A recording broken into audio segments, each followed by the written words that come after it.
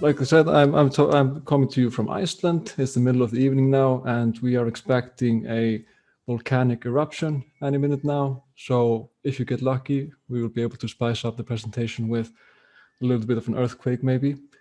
But we'll see. But if not, I hope that my talk is going to be interesting enough by itself. So the title of my talk is going to be Japanese role-playing games, academic and popular perspectives. And I think I'm just going to try to get right into it. And so what I hope to achieve today is to offer you some insight into the academic as well as popular perspectives on JRPGs or Japanese role-playing games. And at the end, I hope to leave you with the impression not that I'm an amazing person, even though that's usually how I try to engage with people, but rather that there are in fact amazing things yet to be done in regard to the study of Japanese role-playing games or just games in general, and that I believe that these things will be done in very different ways by a lot of different people. And that's an opportunity for you, if you're interested, to let your voice be heard and to take part in a conversation that I think is not only exciting to see unfold, but also necessary, considering that video games have become such a large portion of our cultural landscape, or are occupying such a large portion of our cultural landscape. So, just a little bit about me. Like I said, my name is Nökkvi Bjarnason, and I'm a PhD student at the University of Iceland, where I'm currently enrolled in cultural studies, although that is basically just a formality since we don't have game studies here in Iceland. I'm the only person that I know of that is actively pursuing an academic career in game studies. So even though I'm enrolled in cultural studies, I'm actually studying and researching games within the academic field of game studies, and with a focus on Japanese games and gaming culture.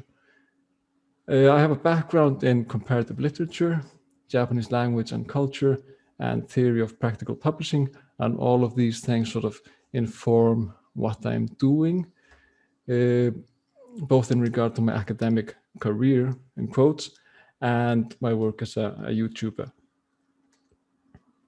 So, my academic career so far, I like to sort of think that my academic career really started in 2019 when I started writing in English. And this is a point that I also want to mention because, as you might be able to hear, I'm not actually a native English speaker. So I'm really envious of people that come from places that have languages that have a sort of large group of people that can speak the language. We only have about 350,000 people in Iceland. And so even if you're doing great work, there's not a lot of people that are able to enjoy it or appreciate it. So if you are a native English speaker or just speak Spanish or any other big language, then that's an opportunity for you to make yourself heard. And I really hope that you make the most of it if that is something you want to do.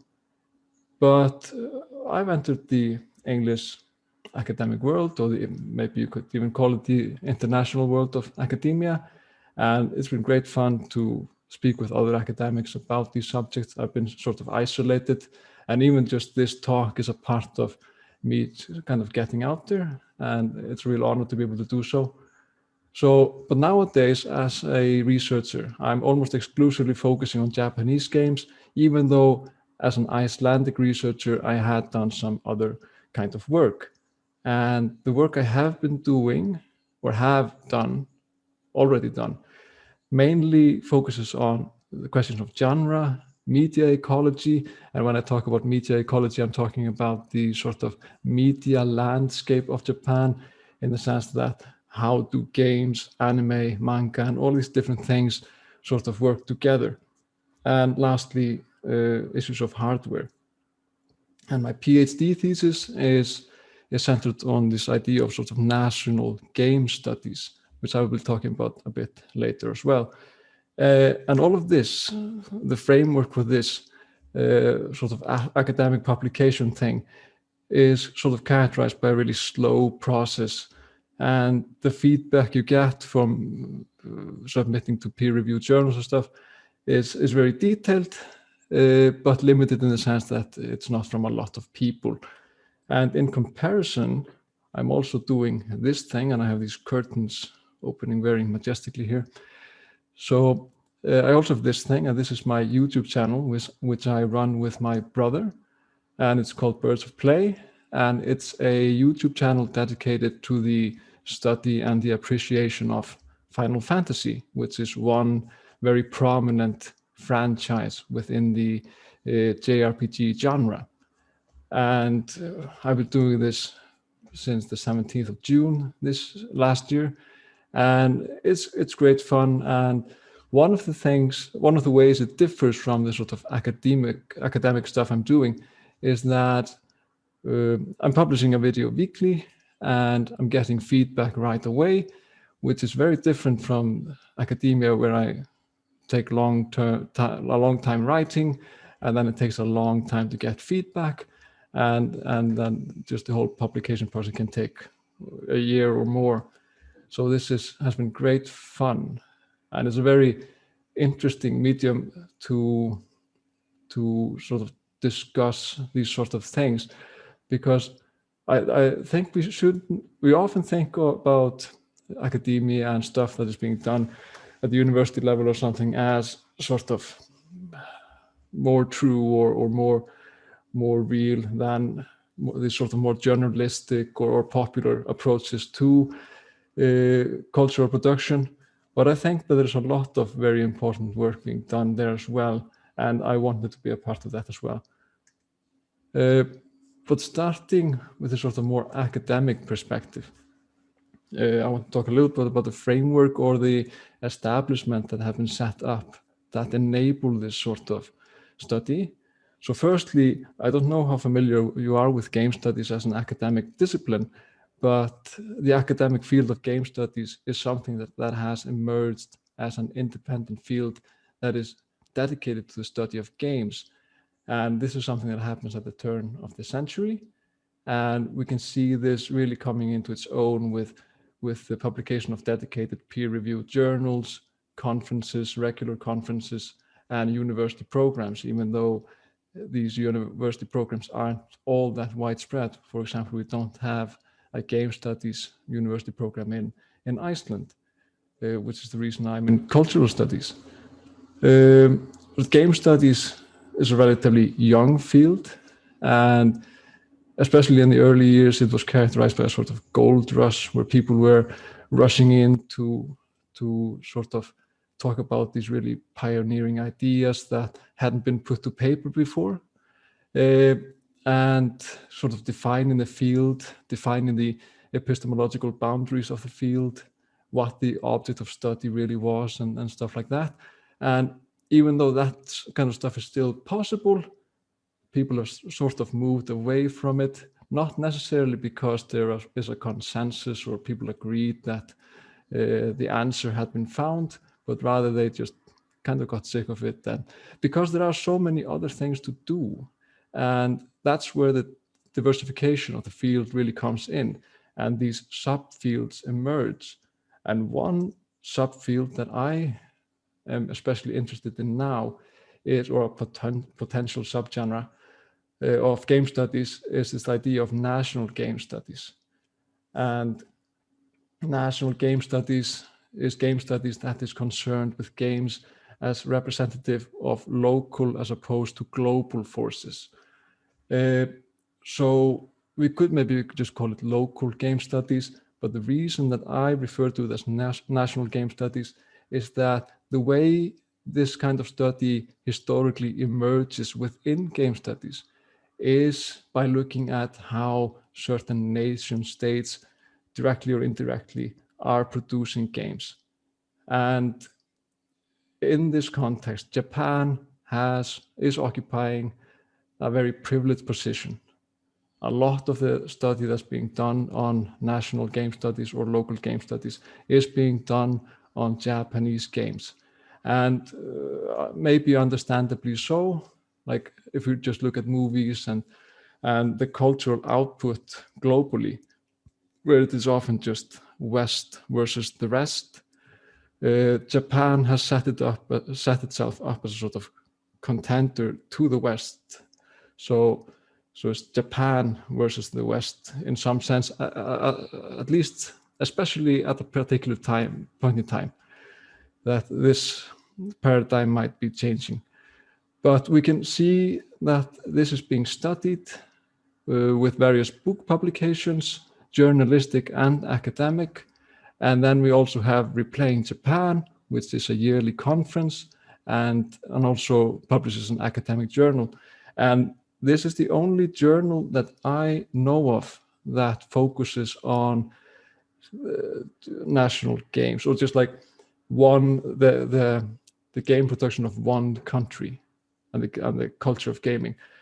Like we do have, of course, articles and stuff written about, for example, first-person shooters and how they might be representative of some sort of culture from the United States, but we don't have dedicated journals, at least not to my knowledge. But so this is sort of special in that regard. So here we have my major JRPG, or Japanese role-playing game, publications. And I was thinking just to give you a little bit of an insight into what I have been doing, not necessarily in order for you to fully grasp my ideas, but more so that you can understand what purpose they serve in the wider context of game studies, or what I think they signify. The fact that these kind of articles can get published within game studies. So starting with this one, A Fantasy Without a Dream, Japanese Role-Playing Games and the Absence of the Expressive Ideal. This is an article where I examine the historical trajectory of Japanese role-playing games, and I do it in comparison to their Western counterparts. And in order to do that, I first had to sit down and I had to sort of formulate a framework for the study of the genre. And in order to do that, I had to understand the building blocks of the JRPG genre. And I did that by looking at the sort of academic and popular genre definitions, like how genre is being talked about in the context of game studies, as well as film studies and literature, and then also how people generally talk about Japanese role-playing games and Western role-playing games, because ultimately genre is a question of experience and how people understand the world and how they categorize the world. And I came up with these three subcategories or three pillars of JRPG-ness or role-playing game-ness, which are the thematic, systematic, and expressive. The thematic has to do with the sort of motifs and iconography. So like it often has to do with this medieval setting, and then it expands into science fiction and stuff like that. One of the problems with just recognizing role-playing games by using the thematic is that a lot of other different game types have also adopted these themes. And then we have systematic elements such as leveling up systems and other systems that are very common in role-playing games. And then, but we also see that other games have also adopted role-playing game elements. And then lastly, we come to the expressive. And when I talk about the expressive here, I'm not talking about the opportunity for developers to really express themselves, but rather the opportunity for players to express themselves. And in what way do games afford players the opportunity to have agency in the game and to affect what happens in the game using their own motivations.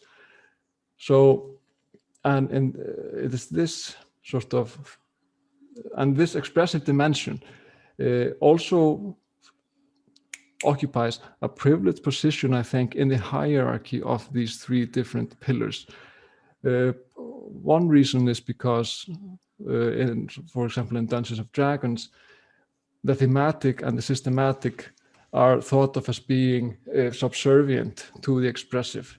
Like if the rules are getting in the way of players expressing themselves, or if the setting is getting in the way of players expressing themselves, then these things should lose out to the expressive dimension. And this is very important, especially in Western role-playing games, I think. And that's something that we might all have a feeling for if we are familiar with these games, but I will mention that a bit later.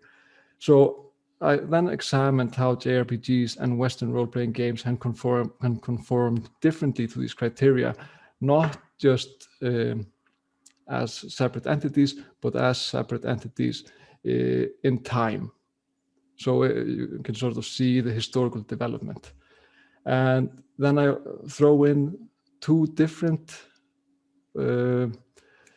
forms of the expressive ideal that we can trace back to the early beginnings of game studies that have sort of been pushed to the side. The first one being the Aleph, and the second one being the holodeck, the Aleph being the sort of symbol that is capable of producing infinite other symbols. So it's like a text that produces more text. And then the holodeck is the holodeck from Star Trek, and it's the idea that the ultimate goal of games should be us being able to enter them and experience these immersive worlds that react to everything we do. And these ideals were something that were discredited due to their utopian nature, sort of.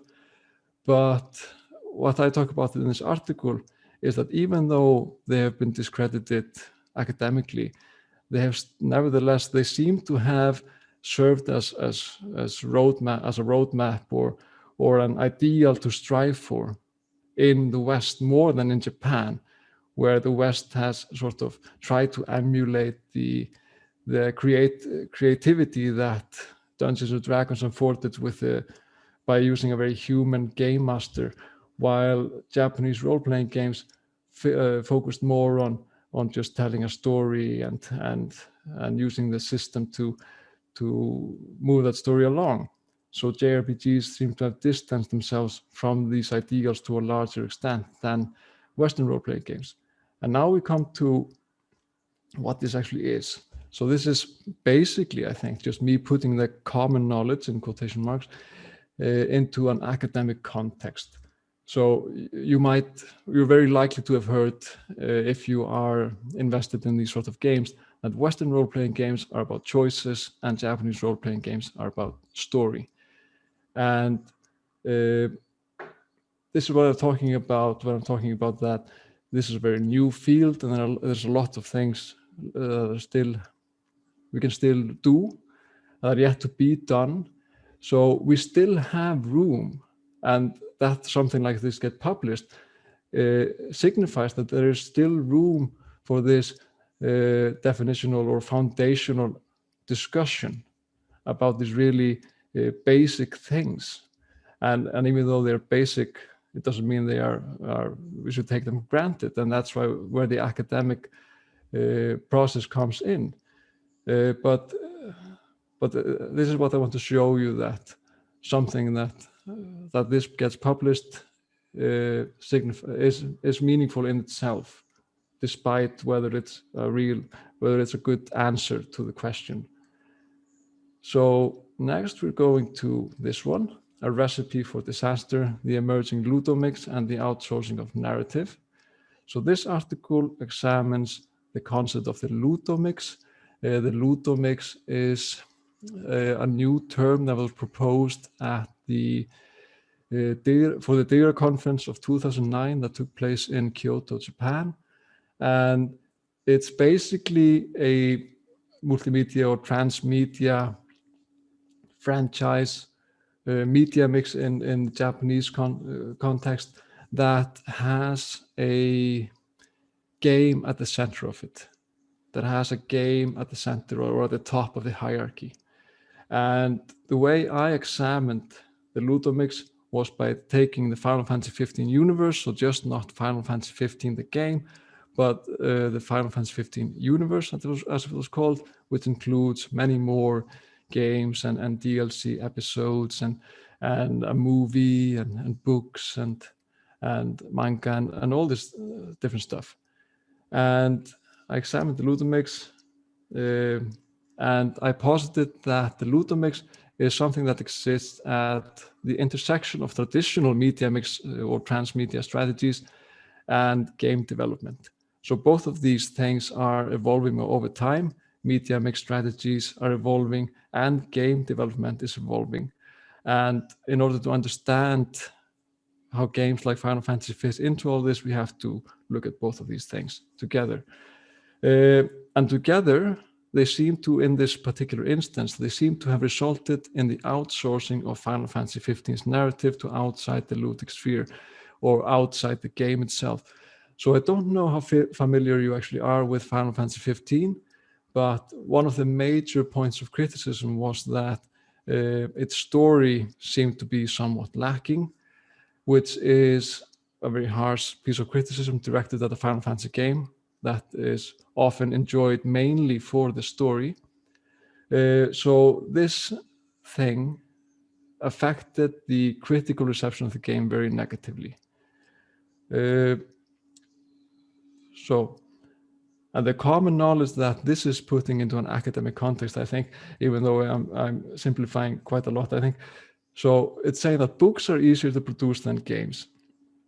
That's the easy way to say it, because we see that there is a sort of hierarchy within the Ludomix, within the media ecology of Japan, wherein certain incentives have led to the developers of Final Fantasy 15 finding it appealing to break their narrative down and distribute it between different media.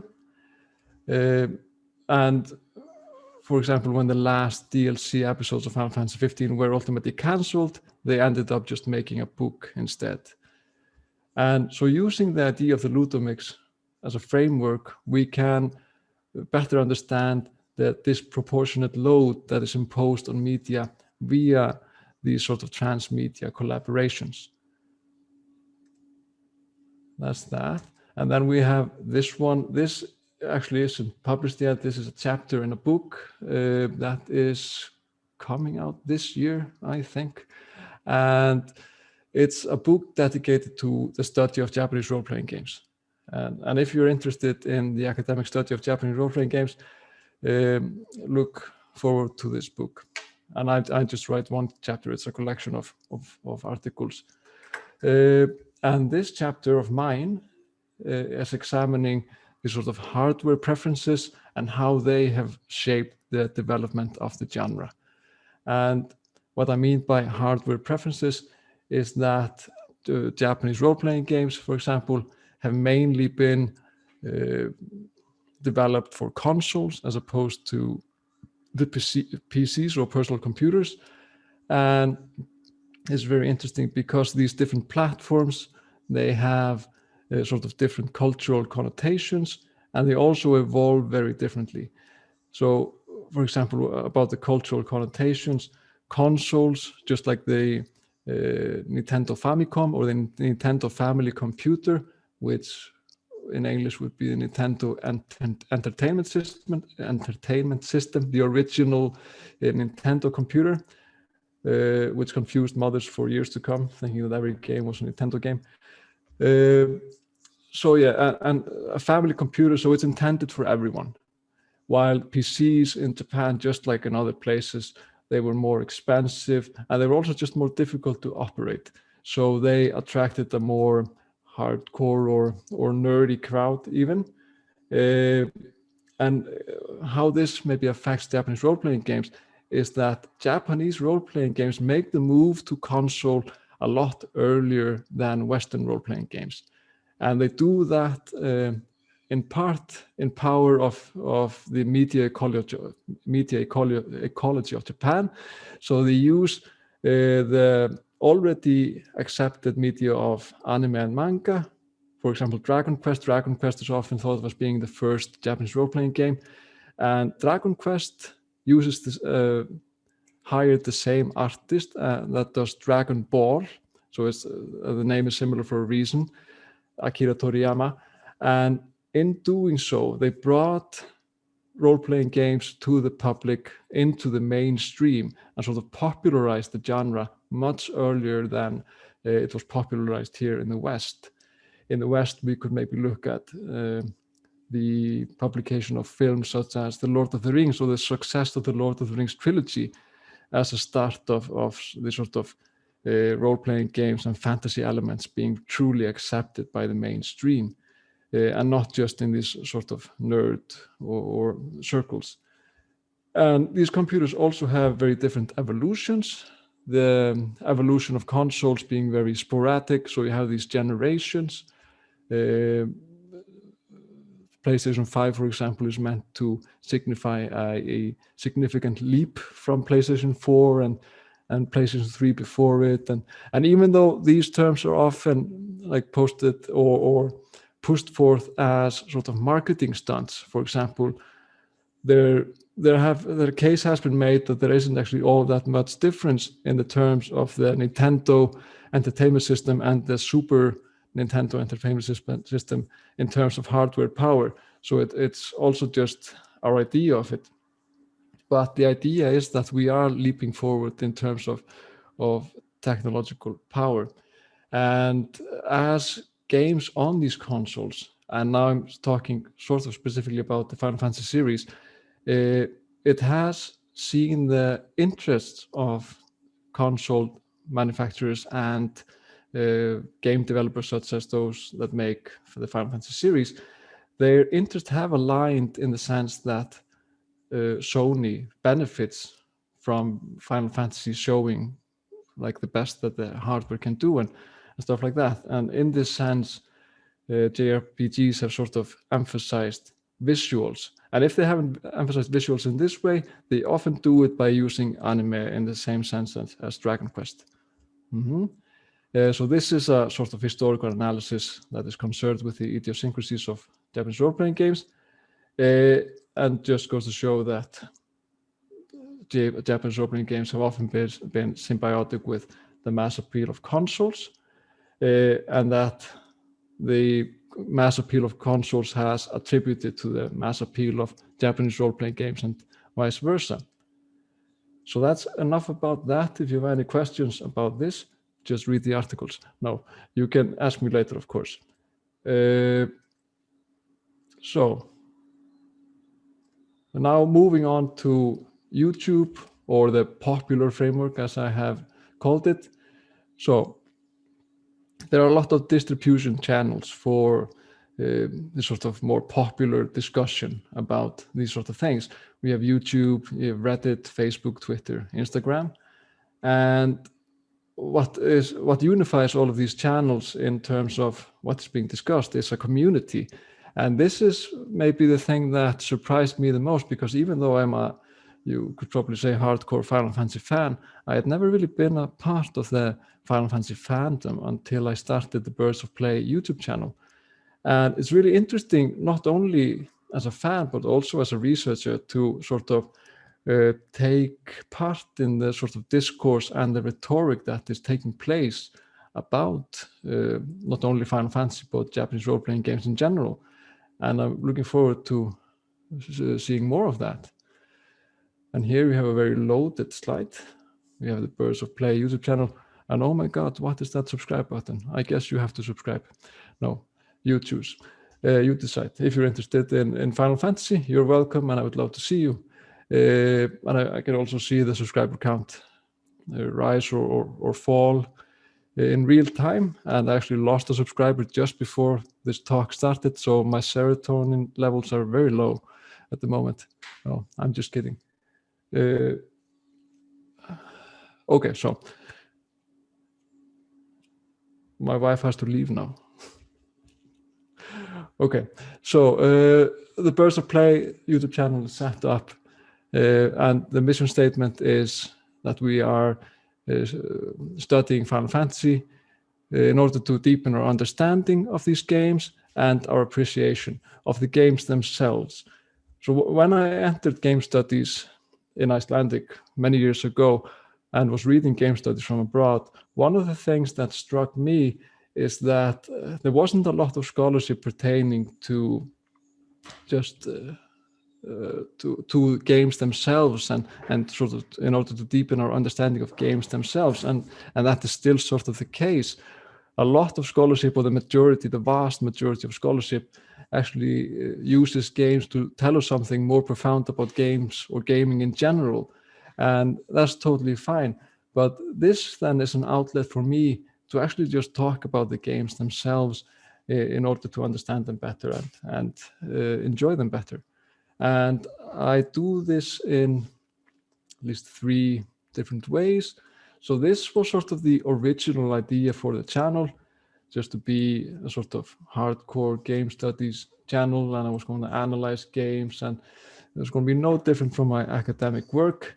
And then I figured that nobody wants to see that. So I tried to be a little bit more fun as well. And the video here at the top, Final Fantasy VII, The Evolution of Environmental Criticism, which really sounds like a hoot. This was the first video that I scripted, or I wrote down a script for. And then I presented it to my brother, and he said, "You're so boring, brother." And then we figured we have to go in a sort of different direction just in order to reach people.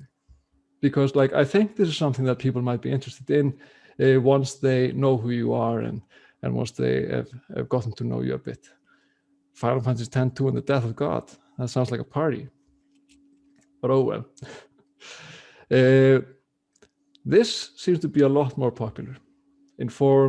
To inform people, to tell people about news, and to tell people about maybe lore or stuff like that. But these are by far our most popular videos. And in these videos, we take just gaming trailers, newly released gaming trailers, and I analyze the Japanese in them, and I look at the English trailer, and I check out the differences. And this is by far this is a lot more popular. I'll show you some numbers in a second. And then our mission is also just to entertain and to sort of enjoy being fans, and to but even when we talk about that, for example, I don't know if you've played Final Fantasy IX, but in the video "Why Did Zidane Touch Dagger's Butt?" It's actually a lot more philosophical than the title suggests. I go into the philosophy of lying and stuff like that. So even when I'm trying to entertain, I'm also trying to sort of be educational, or to offer some value, and to think about these games in deep and meaningful ways as far as I'm able to. And I'm the blue one, by the way. So here are 2 videos.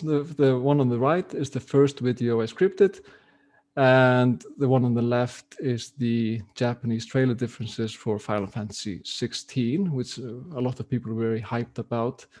And here we can see sort of differences in reach and differences in how many people are actually watching these videos. So the Japanese trailer differences has 2,800 views approximately, and Final Fantasy 7 video has 271 views. And so it's almost tenfold the amount of views.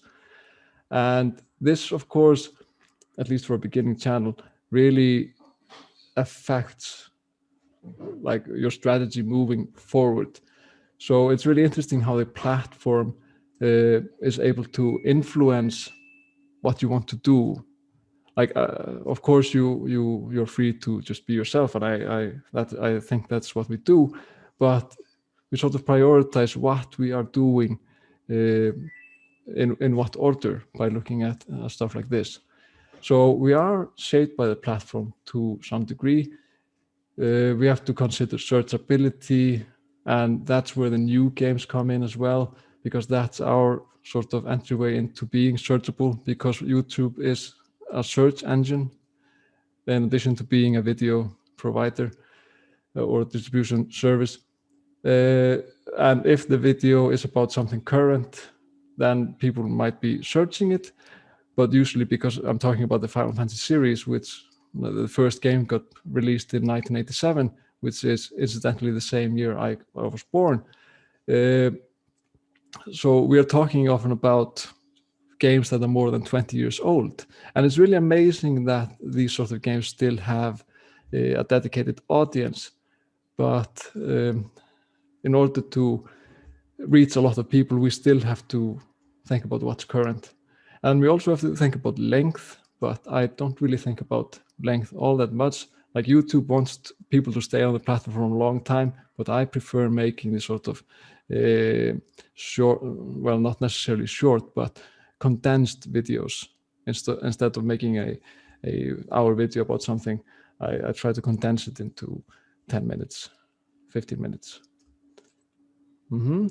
So just in closing, I just want to say again that the cultural landscape of video games is filled with opportunities for study if you want to go the academic path, discussion like in an academic context or on YouTube or wherever, and innovation. And these are all things that you can contribute to if you have a mind to do it, if you want to do it. And it's not just something that people want to see, it's something that I believe we need to see more of. And I'm very excited about being a part of that conversation moving forward. So, any questions? You can put your questions in the chat, but you can also unmute yourself or turn on your video if you have a question. I have a question. Okay. All right. So I actually have two, but I'll give someone a break in between if they want. So the first one is about your second article on Ludomix. Do you think that, I mean, you talked about Ludomix as kind of outsourcing the narrative. I really like that framing, but do you think that outsourcing of the narrative and kind of splitting the game into different texts, if you will, like Final Fantasy 15, you have, the books, the DLC, and all this other stuff, the anime. Do you think that comes from a kind of artistic impulse, or is it more a thing of, we want to make all the money, so we're just going to make a bunch of different things and kind of carve up the story and, into different chunks? Mm-hmm. Or is it something else entirely? I think there are a lot of different influences. One of them being that of course, it creates different and multiple entryways into the game. So a person can pick up the movie, a person can pick up the manga or novel and become interested in the game itself. But I think in this case, it might have been incentivized by necessity, because we can see the cost of sort of, not necessarily necessity, but it became very appealing in this particular climate wherein game development is exponentially becoming less manageable. It's becoming more and more expensive to make games, and this is a time where Square Enix was still working with their own engine, or was having great problems or difficulties with their own engine. So because we can see parts of the game that were originally intended to be in the game being outsourced to the films, and then later we can see how the last DLC is scrapped and turned into a novel. So yeah, I'm probably missing something, but I break it down in the article about these different incentivizers. So I hope that answers your question. Definitely. And then the other question that I have was about the third article.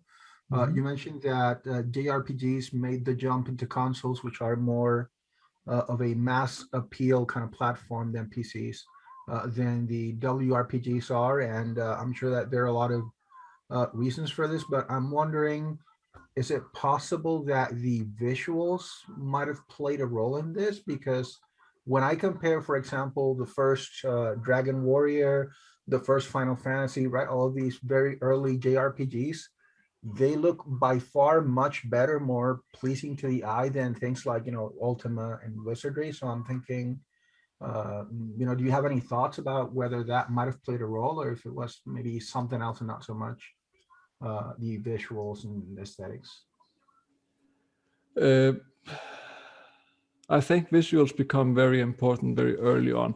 In Dragon Quest, or Dragon Warrior, like I said, they hire Akira Toriyama, and it's a very big thing, and it connects very strongly to manga and anime, and the sort of vibrant look of that. And then Final Fantasy comes along, and they get Amano, the guy who did this beautiful painting in the background here.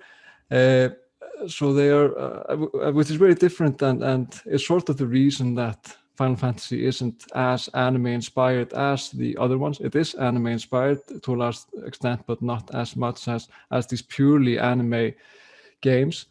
So yeah, visuals become very important very early on, I think, and that just escalates as the processing power becomes more and more. So, and especially with the advent of the PlayStation and Final Fantasy VII, you just get these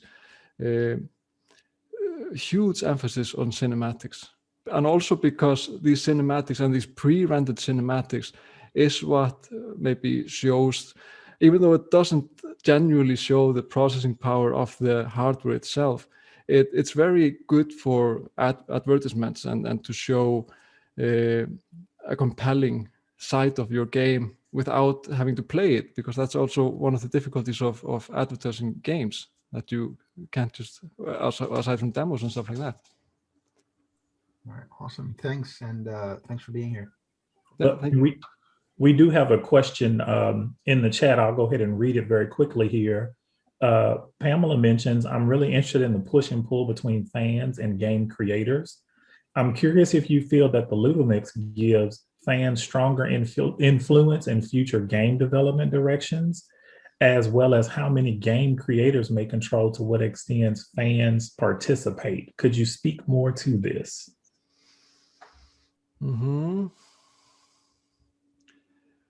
Well, one thing that the Ludomix or just media mix strategies in general tend to do is that you see the same series or the same franchise unfolding over a period of time, and that gives game developers, as was the case in Final Fantasy 15, it gives game developers the time or the opportunity to engage with their fans about what they would like to see next. For example, in Final Fantasy 15, you had these surveys about which DLC episodes fans wanted to see prioritized and stuff like that.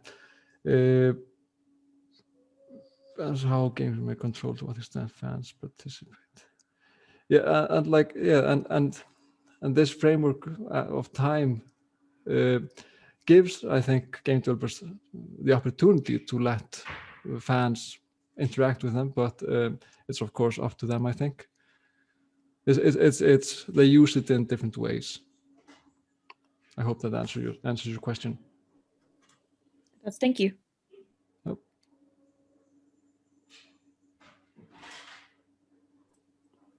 Yes, do we have any more questions that you would like to put out? You can unmute yourself, unmute your video and ask it yourself, or you can place it in the chat area here. Yes, I have a question. So, but near the beginning, you were talking about how there's not much on like academics. Could you speak more about like what kind of research has been done for video games and learning and that kind of connection?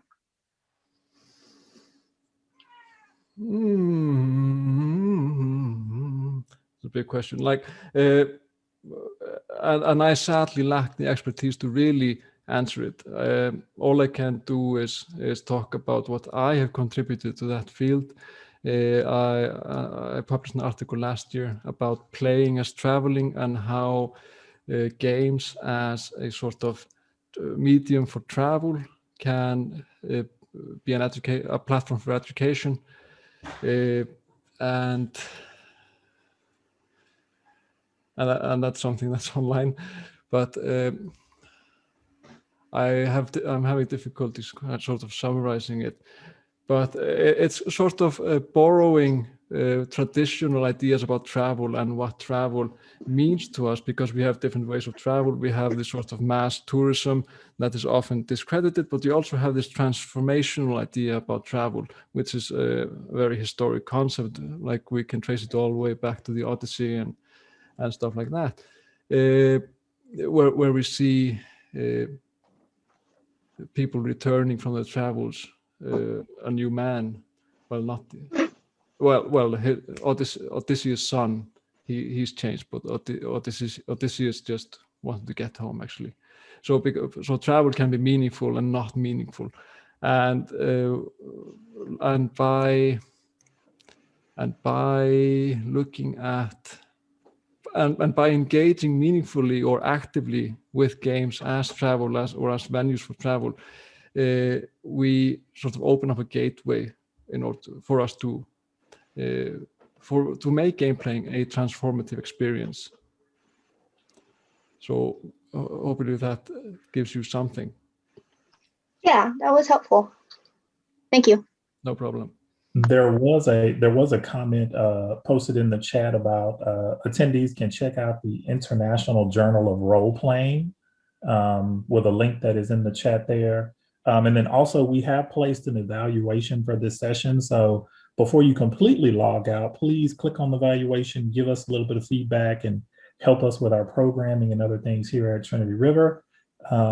Any other questions before we come to a close? We don't want to force you to ask questions, but we don't want to hold you if you don't have any questions.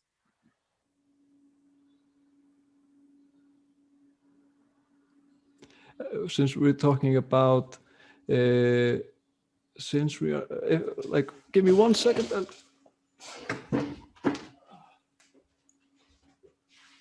The joys of at-home work. So as our presenter comes right back, Matthew Morrison just posted a bibliography of scholarly studies on RPGs, of course, role-playing games. So we do have that in the chat. Yes, you are back. I was stalling for you. Like, since we're on the topic of books, I just ran and grabbed 2. Like, or if you're interested in role-playing games, I have to recommend this book here. It's a role-playing game studies reader, and it's by the same people that are responsible for the Journal of Role-Playing Game Studies, or whatever it was called. And then just one book about Japanese game studies in particular, Atari to Zelda by Mia Gonzalo. It's actually autographed, but yeah, that I didn't manage to grab anything more.